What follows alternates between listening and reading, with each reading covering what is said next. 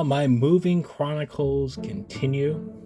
So if you haven't seen any of my other videos, I am in the process of a move from California to Texas, and I am clearing out a lot of my collection, and I have been finding things that, I wanted to get around to reviewing because, well, this is the Koffers after all. And it's not just new stuff, it is older stuff. Stuff that, you might have never seen. So today, all things considered, with the Godzilla versus Evangelion pachinko being out in Japan as we speak, I figured what better time than now to review a figure of a character that finally made their, I would say, on-screen debut in this game. We're looking at the Riobot Nerv Mechagodzilla, aka the Shiryu. Bam. So first things first, this is not the original version of the Nerv Mechagodzilla. That's what I call it. I know it's got a name, Shiryu, and a lot of people prefer to call it that, but I like Nerv Mechagodzilla. It is the anti-G weapon developed by the same shady organization that defends the planet from impending angel attacks. But yeah, to me, it's just another cool Mechagodzilla. So this was designed by the designer behind the Metal Gear games,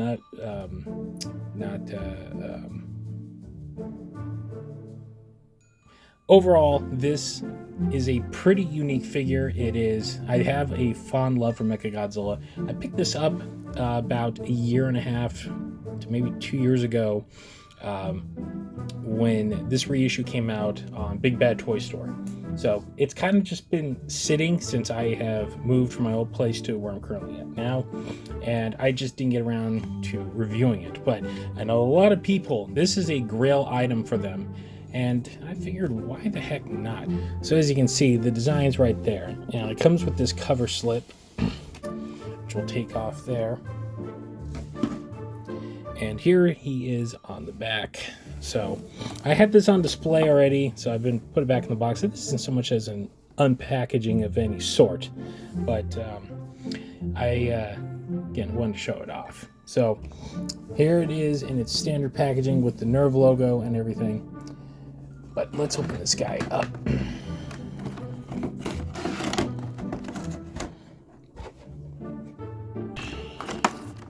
There he is in his packaging. Here is the manual that comes with it. So this is the original colorway, which has more of the Mechagodzilla tone to it. This is not the figure I have. I have the black variant that Big Bad Toy Store put up. So that is the version that I have here, and that is the version we're going to be looking at. So to give you an idea, this was not a cheap figure by any means. So here's the stand that comes with it. I'm not pulling this out. Like I said, I'm moving. I'm trying to actually pack up stuff as I'm in the middle of doing these. So, but just to give you an idea, this is the stand and the clamp that will help hold them up. We're just going to ignore that for right now.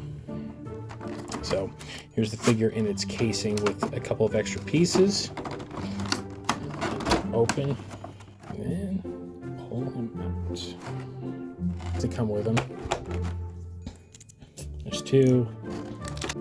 You really need to see the actual little hands. They are pretty much essentially the same as the actual little hands. Let me get this propped up. Alrighty, so we have him out in all of his glory. So this is a very detailed figure, as you can see by the looks of it. So this is the black variant. There is the standard one, which is silver.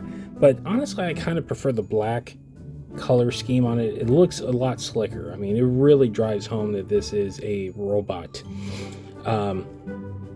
This thing has insane amounts of articulation to it. So as you can see here with the detailing in the head, so you got the jaw and swivel right there on the head. I'll give you a little more. There is a neck joint that will move around. He is jointed at the waist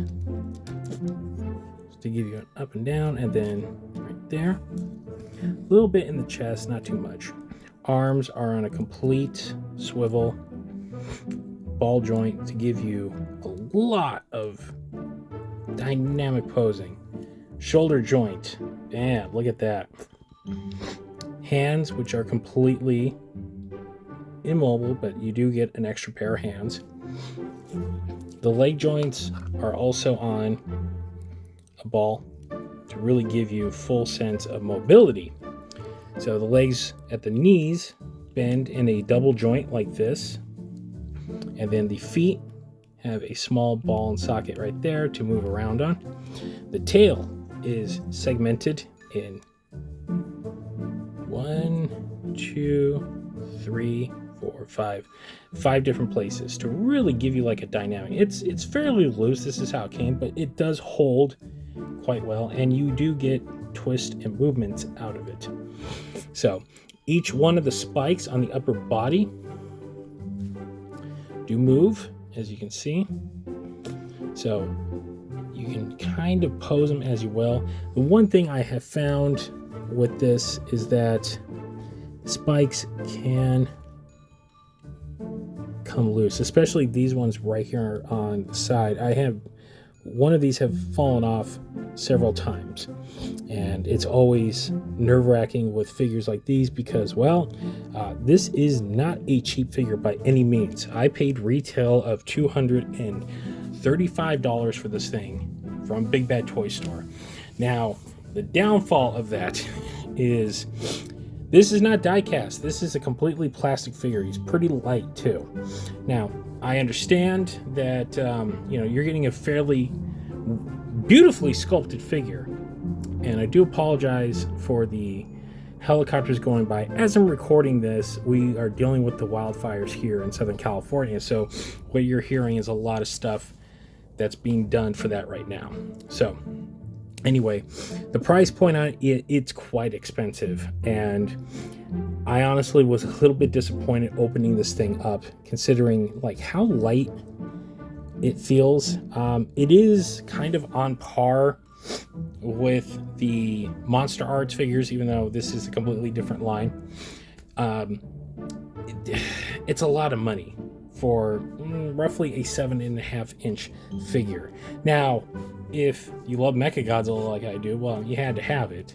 Or if you love Evangelion, again, this is a weird deep cuts. This came out of the Shin Godzilla Evangelion cross promotion back in 2016, and proved to be a fairly popular addition, having a Nerv unit Mechagodzilla.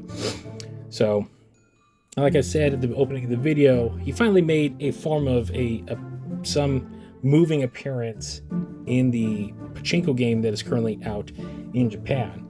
So let me show you. He's got these extra arm blades that can attach right here at the arm. So you can put them on like that. And like, oh, let me get you down there. And like so. If I can get it in. There we go. Giving you the very cool bladed pose. Now, I will say for this, you can get this in quite a bit of poses. Very dynamic, especially if you're an artist. This is the kind of figure that you want to get a lot of reference points on. So it has this beautiful black matte paint job to it. So it really feels very high-techy. The sculpting work overall is actually great. I mean, it is by Riobot. They do put out a very, usually for the most part, a high quality product, especially with a lot of their super robot stuff. But to me, the price point, now, I don't know what it was in Japan. I'm assuming similar, probably a little bit cheaper. But for what I paid, like I said, retail, Big Bad Toy Store, $235 before shipping. So this was an investment, to say the least. Now, he has gone up in price immensely because these things were pretty limited when they came out. So when he was up for pre-order, I nabbed him. A couple weeks later, he was gone. So I know a lot of collectors out there, this is a grail piece for them. And I understand. It's a very, very cool figure. Don't get me wrong, but I kind of, at this point, want the bang for my buck. And to say I was just a smidgen disappointed by the size and quality of the material that it was made out of, I would say it's a little overpriced for what it is. Now, if you're going to drop some of the asking prices on not Amazon, but eBay right now, just know going in, this is what you're getting.